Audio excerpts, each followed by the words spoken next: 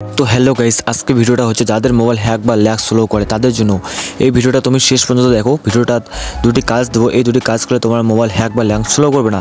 প্রথমেই তোমরা তোমাদের মোবাইলে প্লে স্টোর ওপেন করবে, এখানে প্রোফাইলে ক্লিক করবে, প্রোফাইলে ক্লিক করবার ম্যানেজ অ্যান্ড অ্যাপস এখানে আছে, এখানে ক্লিক করবে, এখানে আপডেটে ক্লিক করবে। আপডেটে ক্লিক করার পরেই যে দেখবে তোমাদের এখানে প্রচুর অনেকগুলো অ্যাপস আসবে, তোমার মোবাইলে যেগুলো অ্যাপস আছে সেগুলো আসবে। এগুলো এক এক করে সবাই তোমাকে আপডেট করে নিতে হবে, না হলে কিন্তু তোমার মোবাইল প্রচুর ল্যাগ করবে। ঠিক আছে, এগুলো আপডেট করে নেবে। এখন তোমাকে ম্যানেজে আসতে হবে ভাই, এখানে কিছু কাজ রয়েছে, এটা কিন্তু ইম্পর্টেন্ট, এটা তোমাকে করতেই হবে। এখানে ম্যানেজে আসার পর এখানে দেখবে যে দাস ডিভাইস, তাহলে ডিভাইস এখানে ক্লিক নট ইনস্টল, এখানে ক্লিক করবে।